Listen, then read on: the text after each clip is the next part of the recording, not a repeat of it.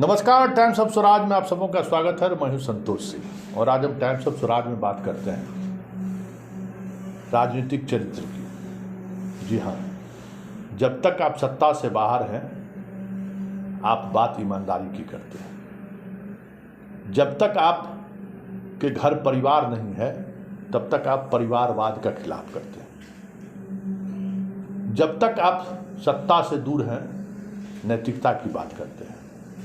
जब तक आप सत्ता से दूर हैं चरित्र की बात करते हैं। और जैसे ही आप सत्ता में आते हैं न चाल रहता है, न चरित्र रहता है, न वो चेहरा रहता है। जी हाँ, आज हम इस देश की एक ऐसी पार्टी के बारे में चर्चा करने जा रहे हैं जिनका उम्र 70 साल हो चुका है। जी हाँ, जनसंघ से बीजेपी के तक का जो सफ़र रहा है वो 70 वर्षों का सफ़र रहा है। जहाँ से इस पार्टी का उदय हुआ, जिस संगठन ने इस पार्टी को बनाया, संघ 100 साल पूरे होने वाले हैं। कहा यह जा रहा है दुनिया की सबसे बड़ी सदस्यों वाली ये पार्टी है, लेकिन हकीकत क्या है? कल 4 राज्यों में जो प्रदेश अध्यक्ष बनाया गया है उसमें पंजाब में सुनील जाखड़ हाल ही में कांग्रेस से बीजेपी में शामिल हुए हैं। मतलब एक प्रदेश अध्यक्ष भी अपनी पार्टी के अंदर से निकालने की क्षमता इन्हें नहीं है। मतलब पूरा संगठन जो 70 वर्षों से जो संगठन चल रहा है, 100 वर्षों से जो संघ काम कर रहा है, इसके बावजूद भी पंजाब जैसे राज्यों में एक प्रदेश अध्यक्ष ये पार्टी अपने कार्यकर्ताओं के बीच से ढूंढ नहीं पा रहे हैं। आंध्र प्रदेश में भी यही स्थिति है। परिवारवाद का खिलाफ करते हैं और एन टी रामाराव की बेटी जो कल तक कांग्रेस की सांसद थी, आज उन्हें आंध्र प्रदेश का अध्यक्ष बनाया था बीजेपी का। मतलब आंध्र प्रदेश की राजनीति में इतने दिनों के समय के बावजूद एक अध्यक्ष नहीं खोज पाए।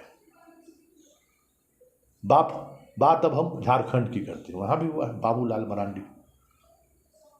बाबूलाल मरांडी वो दौर याद करिए जिस दौर में बाबूलाल मरांडी ने एक कोशिश की थी झारखंड को बदलने की।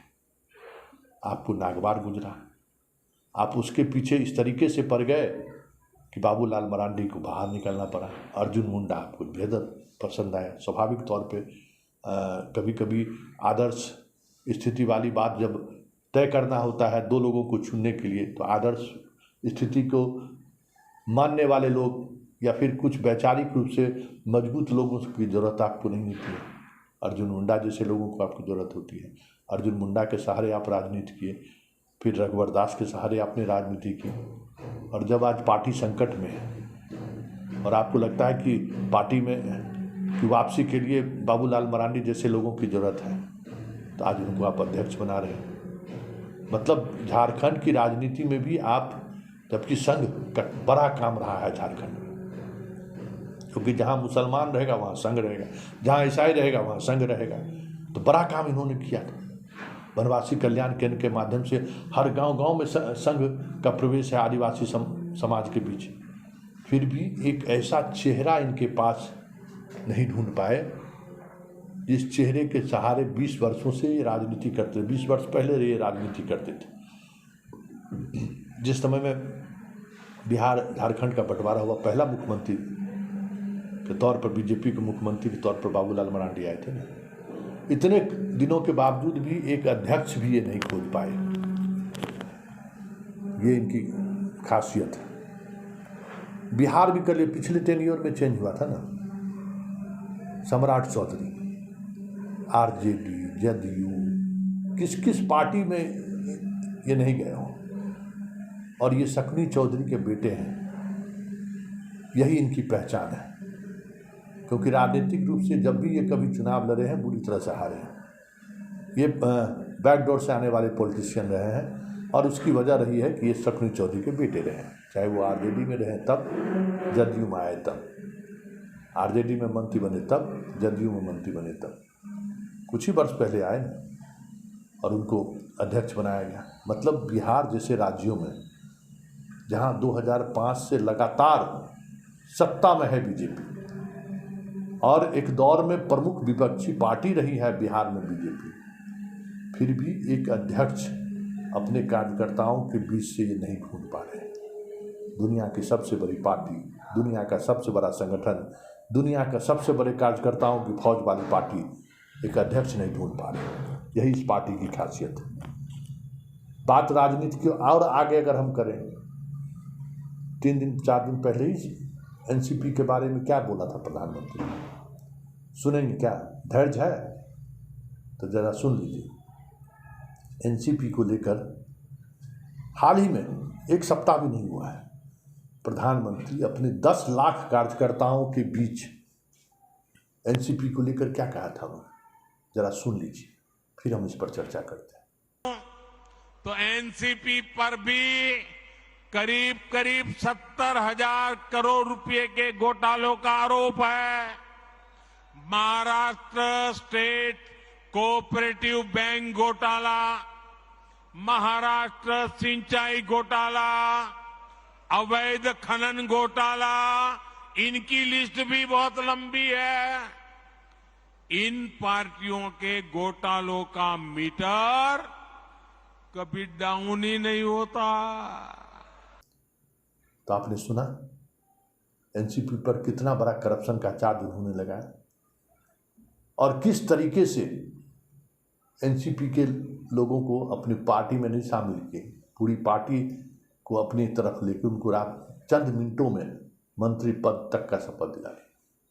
वो जो 10 लाख कार्यकर्ता है जो प्रधानमंत्री की बात, बड़ी बड़ी बातें सुन रहा था, उसमें कई कार्यकर्ता संघ और बीजेपी के उन वसूलों से जुड़ा होगा जिन वसूलों के सहारे देश बदलने की बात वो सोच रहा होगा। हजारों ऐसे कार्यकर्ता होंगे जो सच में भ्रष्टाचार के खिलाफ ईमानदार होंगे, सच में परिवारवाद को लेकर उनके अंदर में एक अलग तरीके की राजनीति समझ होगी।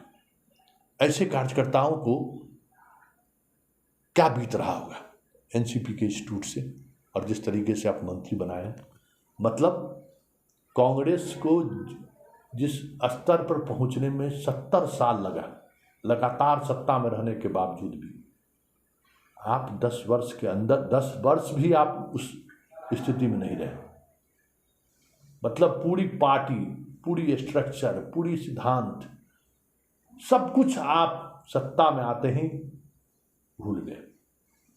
अन्ना आंदोलन के मिजाज में आप सत्ता में आए, भ्रष्टाचार को लेकर बड़े बड़े कानून बनाने की बात की, कहाँ गया वो कानून? किसी को याद भी नहीं है कि अन्ना आंदोलन की वजह से नरेंद्र मोदी इस देश के प्रधानमंत्री बने। भ्रष्टाचार के खिलाफ बड़ी बड़ी बातें हुई, कहाँ गया 2G स्पेक्ट्रम, कहाँ गया कॉमनवेल्थ गेम? कोई तो हिसाब लेगा, आज नहीं कल तो हिसाब लेगा। मोदी जी जो कहते थे न खाएंगे न खाने देंगे, कहाँ गया वो स्लोगन? किसके लिए वो स्लोगन था? और बीजेपी जो कहती थी कि चाल, चरित्र और चेहरा, कहाँ गया वो चाल, कहाँ गया वो चरित्र, वो कहाँ गया वो चेहरा? सब कुछ तो मोदी के नज़रों के सामने हो रहा है।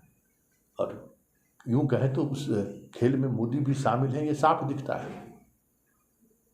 चंद दिन पहले आप उस कार्यकर्ता से आप नज़र कैसे मिला सकते हैं जिन कार्यकर्ताओं को आप संबोधित करते हुए आप कह रहे हैं कि ये सारे भ्रष्टाचारी हैं और परिवारवाद के ये सारे लोग हैं, इनको वोट देने का मतलब है कि आप शरद पवार को मजबूत कर रहे हैं, और आपको देश को मजबूत करना है, अपने आप को मजबूत करना है तो बीजेपी को वोट दीजिए। वहाँ बैठे कार्यकर्ताओं के दिल पर क्या गुजरता होगा आप सोचिए। मतलब सियासत में सब कुछ जायज है, जैसे कोई मतलब आदर्श की बात ही करना बेईमानी है, और इतनी जल्दी पलट जाएंगे, क्या बात। कभी किसी ने सोचा था कि मोदी जैसा नेता इस तरीके से पलट जाएगा और उस चंद दिनों के अंदर ही पलट जाएगा? यही समझने की जरूरत है। इस देश में या राजनीति का जो मिजाज है, उस मिजाज में जिस पार्टी के समर्थक हैं, अंधभक्त हैं, उनको कभी कभी अपने आत्ममूल्यांकन की बात करनी चाहिए कि राष्ट्रवाद के नाम पर, हिंदू मुसलमान के नाम पर, हिंदू सिख के नाम पर, हिंदू बौद्ध के नाम पर, हिंदू जैन के नाम पर, हिंदू ईसाई के नाम पर, ये सिर्फ हमें और आपको झांसा दे रहे हैं ताकि हम सत्ता में बने रहें। लड़ाई लड़े हम, इनके विचारधाराओं, इनके आंदोलन, इनके उद्वेलित करने वाले भाषणों के सहारे लड़ाई लड़े हम, जेल जाए हम, हमारा बच्चा बर्बाद हो सत्ता के लिए, और सत्ता का सुख कौन भोगे? मोदी और शाह। यही राजनीति है और इसी राजनीति को समझने की जरूरत है। हम आसपास पड़ोस में शांति से रहते थे, डेवलपमेंट होता था, एक अलग तरीके के नज़रिए से हम लोग देखते थे एक दूसरे को। ईद और बकरीद में हम एक दूसरे के घर जाते थे, सब कुछ खत्म हो चुका है। ऐसा लग रहा है जैसे इस देश में एक दूसरा देश पैदा ले लिया है। इन्हीं बातों को समझने की जरूरत है कि सत्ता में आया हुआ व्यक्ति, सत्ता में जैसे ही वो व्यक्ति आता है, भ्रष्टाचार, चरित्र चाल सब कुछ खत्म हो जाता है। क्योंकि सत्ता का ये चरित्र ही है कि वहाँ पहुँचे तो सबसे पहले आपको इन चीज़ों को त्यागना पड़ेगा। ये सच्चाई है, क्योंकि जो लोकतांत्रिक प्रक्रिया इस देश ने अपना रखी है उसमें जनता जो वोट करने जाती है वो भी ये सोचकर ईवीएम का बटन नहीं दबाती है कि हमें चाल और चरित्र और चेहरा जैसा व्यक्ति चाहिए या राजनीति चाहिए। जब जनता को पता ही नहीं है कि एक भ्रष्ट मुख्यमंत्री, एक भ्रष्ट प्रधानमंत्री की वजह से हमें क्या कीमत चुकानी पड़ती है, इसलिए जिस दिन जनता एजुकेट होगा उस दिन चीज़ें बदलेंगी। इसलिए हम सब लोगों की जिम्मेवारी है कि जनता को एजुकेट कीजिए, जनता को समझाइए कि आपके एक वोट का महत्व क्या है। क्योंकि इसी महत्व की समझ ना होने के कारण मोदी जैसा प्रधानमंत्री 10 वर्षों से सिर्फ जुमला सुनाते हुए राज कर रहे हैं। ये जुमला ही है ना कि 3 दिन पहले, 4 दिन पहले आप कह रहे हैं कि एनसीपी चोर है और आज उनके साथ आप सरकार बना रहे हैं। इससे बड़ी बात और क्या हो सकती है? मतलब कोई शर्मो हया नहीं है, ये समझने की जरूरत है। कोई शर्म हया नहीं है। सत्ता के लिए हम किसी भी स्तर तक जा सकते हैं, यही मूल मंत्र है ना कि सत्ता हमारे पास रहनी चाहिए। और सत्ता की पूंजी कौन है? हम आप हैं। तो जो पूंजी है, तो इसे ताला को बदलने में क्या लगता है? जो हर वक्त चाबी बदलने की बात सोचता है या चाबी जिस तरीके से है उसको गलत दिशा में ले जाने की बात सोचता है, यही समझने की जरूरत है। और इस राजनीति को समझिए, इससे दूसरे को नुकसान नहीं है, इससे हमको और आपको नुकसान है। इस राजनीति ने इस देश को कहाँ पहुँचा दिया है ये आप शायद महसूस नहीं कर रहे हैं। यही महसूस करने की जरूरत है कि धर्म के नाम पर, जाति के नाम पर इस देश में जो राजनीति हुई है उसमें हमारे आपके जैसे आम लोग सबसे ज़्यादा कीमत चुकाना पड़ा है। आम लोगों को कीमत चुकाना पड़ा है इस धर्म और जाति की राजनीति में। इसलिए ये समझिए कि सत्ता के लिए ये लोग किसी भी हद तक जा सकते हैं, सिर्फ हमारे आपके लिए कहने को है।